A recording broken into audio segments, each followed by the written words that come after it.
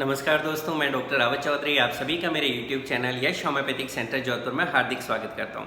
दोस्तों, आज हम एक स्किन डिजीज़ के बारे में बात करने वाले हैं। दोस्तों, आज हम बात करेंगे इथियोसिस वल्गेरिस के बारे में। ये एक ऐसी बीमारी है जिसको कि रूटीन के अंदर जो है फिश स्केल या फिश स्किन भी कहा जाता है। तो ये इसके हो गए साइंटिफिक वर्ड। और अगर रूटीन की भाषा में मैं आपको समझाऊं तो यानी वो कंडीशन या वो बीमारी जिसके अंदर आपको लगेगी आपके जो शरीर की चमड़ी है ये बिल्कुल जो है सूखी हो गई है, बिल्कुल जिसको आप कहते हैं वो ड्राई हो गई है, बिल्कुल रूखी सूखी कटी फटी स्किन, और जगह जगह उसमें कट्स इस तरह से लग रहे हैं जैसे कि उसको देखने से ऐसे लगे कि जिस तरह से आप जो फिश होती है यानी जो मछली होती है उसकी ऊपर से जो आप परत देखते हो, मछली का ऊपर वाला जो आप देखते हो चमड़ी, और उसमें किस तरह से दोस्तों कट्स लगे हुए होते हैं, कैसे मोटी मोटी सी आपको स्किन भी दिखती है और उसमें कट्स भी लगे हुए हैं, स्केल्स भी बनी हुई है। अगर इसी तरह का कुछ आपकी जो है चमड़ी के ऊपर बदलाव आए और इस तरह से आपको आपकी स्किन लगने लगे तो उसके कारण जो बीमारी होती है या उस बीमारी को जो नाम है उसका इथियोसिस वल्गेरिस नाम है।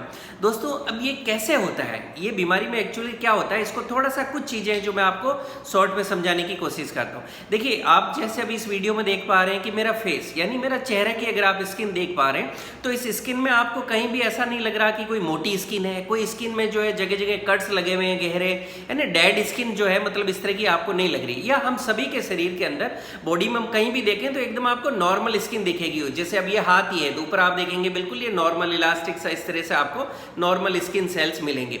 लेकिन दोस्तों, हमारी बॉडी के अंदर यानी हमारे स्किन के अंदर एक कंटिन्यूअस प्रोसेस चलता है। उस प्रोसेस में क्या होता है कि ऊपर से हमारे जो स्किन है, हमारी जो कहीं भी, चाहे चेहरे की ले लें, हाथ की ले लें, कहीं भी पूरे शरीर की हमारी जो चमड़ी है, स्किन है, उसके अंदर ऊपर के जो सेल्स है वो डेड होते रहते हैं। क्योंकि ये जो हमारे स्किन सेल्स हैं इनकी एक लाइफ होती है, उस लाइफ के बाद में ये डेड हो जाते हैं तो और उसकी जगह जो है नए सेल्स अपना आप ही उस जगह को आके ले लेते हैं, जिससे हमेशा जो स्किन की कोमलता है, शाइनिंग है या जो नॉर्मल स्किन है वही अपने को देखने को मिलती है। लेकिन कुछ लोगों में दोस्तों क्या होता है कि उनके शरीर में कुछ अंदरूनी ऐसे जेनेटिक, उनके शरीर में जीन्स में, या जीन्स आप नहीं समझ पा रहे हैं जो लोग, वो रूटीन में ऐसा समझ लें उनके शरीर के अंदर कुछ अंदरूनी जो है ऐसे बदलाव होने लगते हैं जिसके कारण जो स्किन है, ऊपर के जो सेल जो मर रहे थे यानी ऊपर की जो चमड़ी मरती है वो चमड़ी हटती नहीं है और वहीं पर पड़ी रहती है, और जो है वो वहीं पड़ी रहती है। वो जब वहाँ पड़ी रहती है तो उसके कारण वो धीरे धीरे थोड़ा मोटी परत बनने लगती है। जब डेड यानी जब मृत कोशिकाएं, मरी हुई चमड़ी जब इकट्ठे होने लगेगी तो रूखी होगी, सूखी होगी, कटी फिटी दिखने को आपको दिखेगी, और कई बार उसके अंदर गहरे आपको क्रैक्स यानी खड्डे इस तरह के भी आपको देखने को लगते हैं। तो दोस्तों, ऐसा ही कुछ इस बीमारी के अंदर होता है। और ये बीमारी दोस्तों रूटीन में बात करें तो अक्सर क्रॉनिक डिजीज होती है। क्रॉनिक यानी वो बीमारी जो लंबे समय तक आपको जो है तंग करती है या जल्दी सी जो आसानी से बीमारी ठीक नहीं होती, उसको हम क्रॉनिक डिजीज कहते हैं। और अक्सर इसमें काफी सारी आप मेडिसिन दवाइयां ले लेते हो तो भी ठीक नहीं होती। अब इस बीमारी की हम बात करें कि किस एज में होती है यानी किस उम्र में होती है। देखिए, ये बीमारी यूजुअली तो जेनेटिक होती है। जेनेटिक का मतलब ये हो गया अनुवांशिक, कि जब आप पैदा होते हो उस टाइम ही आपके शरीर के अंदर आपके माता पिता से आपको कुछ हर चीज़ मिलती है, क्योंकि माता पिता से ही बच्चे की जो ग्रोथ जो होता है, बच्चा पैदा होता है आगे से आगे, ये कुदरत है।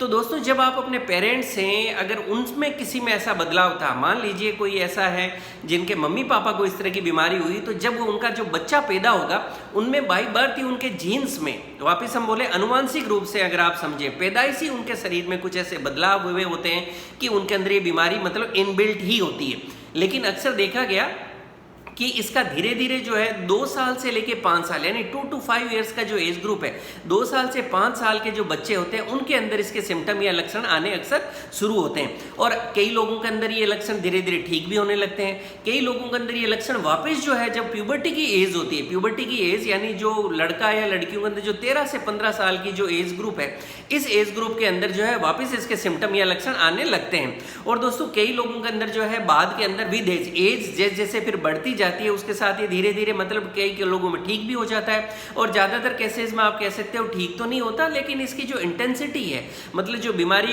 की जो इंटेंसिटी यानी जो ज़्यादा जो था उसके जो लक्षण थे वो धीरे धीरे कम जरूर होने लगते हैं। और वापस जब ओल्ड एज हो जाती है, जब वृद्धावस्था आती है, जब वापस नेचुरल वे के अंदर की आपकी स्किन जो है डेड होने लगती है, तो उस टाइम वापस इसके लक्षण आपको बढ़े हुए देखने को मिल सकते हैं। और जैसा मैंने बताया ये अक्सर जेनेटिक होती है। उसी तरह से इसके लक्षण आपको कहाँ पर ज़्यादा देखने को मिलेंगे, तो यूजुअली क्या होता है कि कुछ लोग तो ऐसे मिलेंगे आपको जिनकी पूरी बॉडी के अंदर ही इसके लक्षण या आपको सिम्टम देखने को मिलेंगे। यानी आपको देखने को मिलेगा उनका स्कैल्प यानी जो सिर है वो भी पूरा खराब हुआ है, उसकी वजह से बाल भी खराब हुए हैं, पूरे चेहरे के ऊपर उनके जो है सिम्टम्स आए हुए हैं। कई लोगों को जो है पूरी बॉडी यानी फ्रंट ऑफ जो बॉडी है इस पे पूरे में आपका सीने में और पेट में पूरा स्किन खराब हो गई, पीठ भी खराब हो गई, आपके पैर भी खराब हो गए, आपके तलवे जो बहुत ज़्यादा खराब हो गए हैं, आपकी पाम्स आपके हाथ की जो हथेलियाँ हैं ये बहुत ज़्यादा खराब हो गई, एल्बोज खत्म हो गई। तो कई लोगों की तो पूरी बॉडी के अंदर ही आपको लगेगा कि पूरी बॉडी की स्किन खराब हो गई।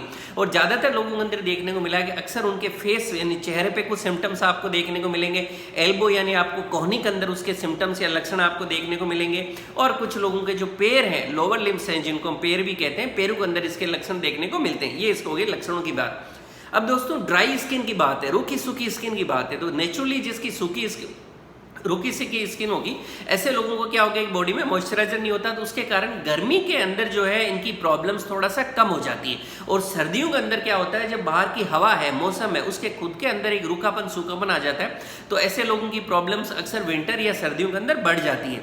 और जब आप अपने डॉक्टर के पास जाते भी हो तो अक्सर वो इसकी जो बीमारी का आपको फाइनली कहते हैं, वो लोग क्या करते हैं कि एक बायोप्सी टेस्ट करते हैं और अक्सर फेस से कुछ ना कुछ सेल्स टिश्यूज वगैरह यहाँ से बायोप्सी आपके चेहरे से करके लेते हैं। लेकिन दोस्तों इस सारी बीमारी के बारे में जो अभी तक हमने बात की, एक तो ये कि ये मतलब जेनेटिक है। दूसरी बात जो समझने वाली बात है उसके अंदर ये कि अगर घर में मान लीजिए किसी को ऐसी बीमारी है, आपके फ्रेंड सर्किल में, आपके समाज में, आपके परिवार में, रिश्तेदारी में किसी को ऐसी बीमारी है, तो बिल्कुल भी नहीं समझें, आपको मतलब डरने की नहीं होती ऐसे लोगों के साथ में, क्योंकि ये छुआछूत की बीमारी नहीं जो मैं आपको कहना चाह रहा हूँ, नॉन कॉन्टेजीनियस है। ऐसा नहीं कि मान लीजिए कि घर में एक मेंबर है उसको ये जो है बीमारी हो गई है तो बाद में बाकी घर वाले उससे दूर रहें, उसके टच नहीं हो, उसको हाथ नहीं मिलाएं, उसको हग नहीं करें, है कि नहीं? ऐसा नहीं है, वो साथ में पूरा रह सकते हैं। एक दूसरे से छूने से, टच करने से जो है ये बीमारी नहीं फैलती, ये आपको कहना चाहता हूँ। आप चाहे साथ में खाना खा रहे हैं, चाहे एक बिस्तर में साथ में बैठे हैं और आप एक दूसरे से बॉडी टच हो रही है, चाहे तो गले मिलने से या हाथ मिलाने से भी ये बीमारी मतलब छुआछूत की बीमारी नहीं है। इस चीज़ को मैं जरूर यहाँ समझाने की कोशिश करूँगा कि अगर किसी को ऐसी बीमारी है तो आपको उससे दूरी मतलब बढ़ाने की जरूरत नहीं होती। आप उनके साथ प्यार से उसी तरह से बिहेव करें, उसी तरह से घर में साथ में रहें जैसे कि बाकी लोग हम लोग साथ में रहते हैं। दोस्तों अब हम इसके कुछ सिम्टम्स या लक्षणों की बात करें। इसके ज़्यादातर सिम्टम और लक्षण है वो तो मैंने अभी तक आपको बताई दिए, लेकिन मेनली क्या होता है, जैसे हमने बात की कि हमारी जो चमड़ी है, हमारी जो स्किन है, उसके ऊपर एक परत बनती जाती है। स्किन में रूटीन के अंदर क्या होता है कि जो ऊपर हमारी डेड सेल्स है वो यहाँ से लगातार हटती जा रही है और हमें दिख ही नहीं रहा, इसलिए हमें यहाँ से स्किन एकदम सॉफ्ट सॉफ्ट सी इस तरह से दिखती है। लेकिन अगर वहाँ की जो स्किन है वो जो मृत कोशिकाएं डेड सेल्स हटेंगे नहीं तो वहाँ पे धीरे धीरे जिन डेड सेल्स जो इकट्ठी होने लग जाएगी, और जब इकट्ठी होने लगेगी तो धीरे धीरे क्या होगा कि मोटी परत बनती जाएगी। मोटी परत क्योंकि डेड सेल्स है, तो इन डेड सेल्स की मृत कोशिकाओं की एक मोटी जो है परत बनती जाएगी, यानी वहाँ की चमड़ी जो है मोटी होती जाएगी। दोस्तों जब वहाँ की स्किन या चमड़ी जब हमारी सबसे ऊपर की लेयर जब मोटी होने लगेगी तो कई बार उसके कारण वहाँ के जो स्वेट ग्लैंड्स यानी वो ग्लैंड होते हैं हमारे, जो पसीना आता है जिसे हम कहते हैं ना हमारी चमड़ी पे जो पसीना आता है, तो वो जो स्वेट ग्लैंड्स होते हैं वो भी ब्लॉक हो जाते हैं, बंद हो जाते हैं। मतलब जिस तरह से हमारे घरों में आप देखते हैं कि पाइप है सपोज जिसमें से पानी आता है और अगर ब्लॉक हो गया तो पानी नहीं आएगा, उसी तरह से हमारी जो चमड़ी है इसके अंदर भी छोटे छोटे से जो हम देख ही नहीं सकते इस तरीके से वो छोटे छोटे पाइप नुमा मतलब ग्लैंड्स बने हुए होते हैं जिससे हमारे शरीर से पसीना बाहर आता है। अब जब वहाँ की स्किन डेड हो जाती है धीरे धीरे जो ग्लैंड्स जहाँ से पसीना बाहर आना चाहिए वो भी ब्लॉक हो जाते हैं। इनके ब्लॉक होने के कारण क्या होगा, ऊपर पसीना नहीं आएगा तो बाकी की जो स्किन है वो भी धीरे धीरे रुकी और सूखने लग जाएगी, जिसके कारण आप कहोगे कि जो स्किन है बिल्कुल सूख गई है और ड्राई हो गई है।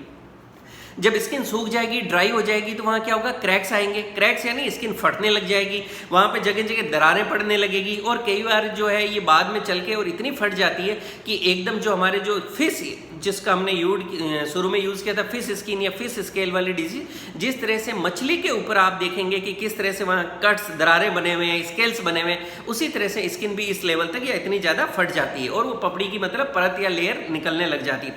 दोस्तों इन सब के साथ में क्या होता है कि कुछ कैसे ऐसे भी होते हैं जिनके अंदर पसीना जो है रूटीन में तो सूखा रहेगा, ड्राई रहेगा, लेकिन कई लोगों के अंदर जो है पसीना इसके अंदर काफ़ी ज़्यादा अपने को देखने को मिल सकता है। और खास करके आपके जो हाथ है, हथेलियों और जो पैर के फिट के जो सोल है, मतलब जो आपकी जो पग तलियां हैं, जो तलवे कहते हैं, वहाँ की चमड़ी के अंदर काफ़ी ज़्यादा क्रैक या आपको फटा हुआ देखने को मिल सकता है। अब हम इसके कारण की बात करें कि क्या कारण होता है, आखिर ये इतनी टफ डिजीज क्यों हो जाती है। देखिए इस कारण का जैसे मैंने बताया कि ये बाई बर्थ आपको मिलती है। बाई बर्थ से क्या होता है कि जेनेटिक है, अनुवांशिक है कि नहीं, आपको ब्लड के अंदर ये मिल गई। यानी अगर आपके मम्मी पापा को किसी को ये बीमारी रही, जरूर नहीं दोनों को, अगर किसी एक को भी इस तरह की डिजीज़ है, ये बीमारी है, तो ये बीमारी आपको होने के चांसेस काफ़ी ज़्यादा बढ़ जाते हैं। लेकिन दोस्तों कुछ केसेस ऐसे भी देखे गए हैं कि जिनके मम्मी पापा को ये बिल्कुल भी बीमारी नहीं थी, अनुवांशिक नहीं था, फिर भी ये बीमारी हो जाती है। अब वो कौन से लोग हैं जिनमें ये बीमारी देखने को मिलती है? तो जो स्टडीज़ है, डाटाज है, वो ये बताते हैं कि अक्सर वो लोग जिनको कोई ऐसी बीमारी जो लंबे समय तक शरीर में रही है,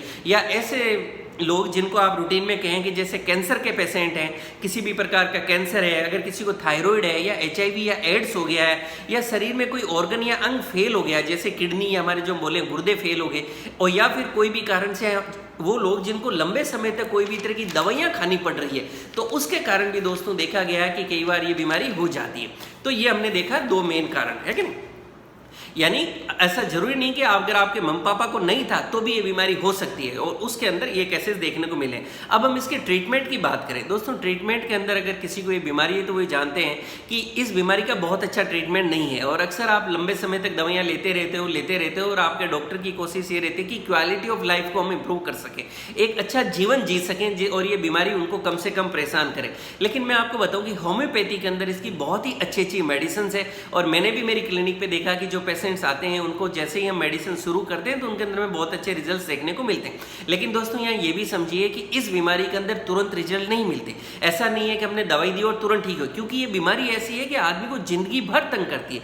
तो नेचुरली इसका जो ट्रीटमेंट है, दवाइयाँ, वो भी आपको थोड़ा लंबे समय तक लेनी पड़ती है, और इसके जो ट्रीटमेंट है हो सकता है शुरू के 3-4 महीने तक तो आपको शरीर में ज़्यादा बदलाव ही महसूस नहीं हो। धीरे धीरे आपको लगेगा मुझे 5% फर्क पड़ा है, अब मुझे 10% आराम मिला है, अब मैं पहले से अगर कंपेयर करता हूँ मुझे 20% बेटर फील हो रहा है, धीरे धीरे मैं 50% फील कर रहा हूँ, मैं 70% अच्छा फील कर रहा हूँ। इस तरह से धीरे धीरे आप देखेंगे कि आपकी जो बीमारी है उसमें सुधार आता जाता है। बस पेशेंस रखिए और कंटिन्यूटी रखिए और अपने डॉक्टर के टच में रहिए। दोस्तों इसके अंदर एक चीज जरूर कि आप जब भी ट्रीटमेंट कोई भी लें, कुछ भी लें, तो आपकी बॉडी को मॉइस्चराइज प्रॉपर करते रहें। यानी आपके जो शरीर के अंदर जो रूखापन आएगा, बिकॉज डेड है, सूखापन बहुत ज्यादा आएगा, उसके अंदर मॉइस्चराइजर प्रॉपर्ली यूज किया जाना चाहिए। और कुछ नहीं तो जैसे हालांकि आप जो है नारियल तेल भी यूज कर सकते हैं, नारियल तेल भी हालांकि बहुत ज्यादा इसमें नहीं, तो मॉइस्चराइजर बेटर रहता है। और अगर मॉइस्चराइजर आपको नहीं मिलता तो आप नारियल तेल होता है कोकोनट, गर्मी के टाइम में तो एटलीस्ट आप नारियल तेल कोई दिन में 3 से 4 बार भी उसको आप लगा सकते हैं, जिससे जो रूखापन सूखापन जो आपकी स्किन के अंदर वो नहीं रहे। दोस्तों इसके अंदर होम्योपैथिक मेडिसिन होती है जो बहुत अच्छे रिजल्ट देती है। जैसा आप जानते हैं कि हर केस के अंदर आपके डॉक्टर अलग अलग आपको मेडिसिन एज पर डिस्कशन और एज पर रिक्वायरमेंट और एज पर सिम्टम्स देते हैं, लेकिन मैं वो मेडिसिन आपको बताने वाला हूं जो इसके अंदर बेस्ट रिजल्ट्स देती है। उसके अलावा हो सकता है कि आपके डॉक्टर आपके लिए आवश्यकता अनुसार कुछ अलग मेडिसिन भी दे। जो बेस्ट मेडिसिन है दोस्तों, सबसे पहली मेडिसिन है सिफिलिनम। सिफिलिनम एक मेडिसिन है जिसको आपको 200 पोटेंसी के अंदर सप्ते में एक बार यूज करना चाहिए। मान लीजिए इसको मैंने इस संडे लिया तो फिर अगले संडे, फिर अगले संडे, और संडे को सिर्फ एक ही डोज यानी दिन में एक बार ही लूंगा। उसको आप ग्लोब्यूल्स में ले सकते हैं, यानी दानों में मिक्स करके भी दिया जा सकता है आपके डॉक्टर द्वारा, या आपको डायरेक्टली जीप पे भी दे सकते हैं। तो सिफिलिनम 200 को आपको वीक में एक बार लेना होता है। इसके लिए जो नेक्स्ट मेडिसिन स्पेसिफिक है, यानी वो मेडिसिन जो उसकी इसमें यूज की जाती है और जो बहुत अच्छे रिजल्ट्स देती है, वो है दोस्तों आर्सेनिक आयोड। और आर्सेनिक आयोड को लोअर पोटेंसी में यूज किया जाता है, जैसे 3x पोटेंसी में इसको यूज करें तो आर्सेनिक आयोड को 3x पोटेंसी में आपको दिन में 3 बार देना चाहिए।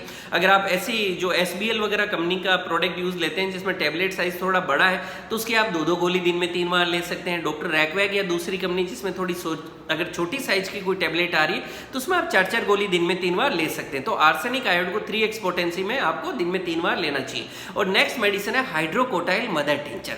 हाइड्रोकोटाइल मदर टिंचर भी इसकी एक स्पेसिफिक आप कह सकते हो मेडिसिन है। उसकी आपको 10-10 बूंद सुबह शाम लेना चाहिए मदर टिंचर का, 1 कप गुनगुने पानी में मिक्स करके।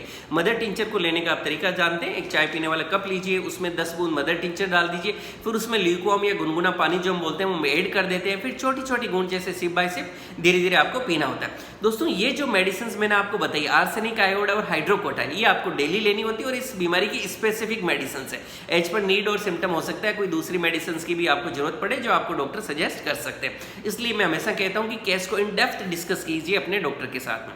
दोस्तों मैं उम्मीद करता हूं कि आज इथियोसिस वल्गैरिस के ऊपर जो मैंने आपको जानकारी दी आपको पसंद आएगी और आपके लिए लाभकारी साबित होगी। इसी तरह से अगर आपका कोई पर्सनल क्वेश्चन है और वो आप मुझसे पूछना चाहते हैं तो इस वीडियो के कमेंट सेक्शन में वो आप मुझसे पूछ सकते हैं आज, और उनका आंसर जो कल आपके सवाल का 24th एपिसोड आएगा और कल डेट रहेगी 6 मई 2020, उसके अंदर मैं आपको आंसर देने की कोशिश करूंगा। इसी तरह से अगर आप मेरी क्लिनिक के आसपास से बिलोंग करते हैं और क्लिनिक आना चाहते हैं तो आप लॉकडाउन के बाद में क्लिनिक आ सकते हैं। टेलीफोनिक डिस्कशन करना चाहते हैं, टेलीफोनिक अपॉइंटमेंट लेना चाहते हैं तो मोबाइल नंबर 9828541102 और पूरा एड्रेस और मोबाइल नंबर जो है इसके वीडियो के डिस्क्रिप्शन में भी दिए हुए हैं। दोस्तों मैं उम्मीद करता हूँ कि ये वीडियो आपके लिए काफ़ी लाभकारी साबित होगा। इसी तरह से मुझसे जुड़े रहने के लिए मेरा यूट्यूब चैनल यश होम्योपैथिक सेंटर को लाइक करें, शेयर करें, सब्सक्राइब करें और बेल आइकन जरूर दबाएं, जिससे मैं जैसे कि वीडियो डालूँ आपको नोटिफिकेशन मिल सके। Thank you.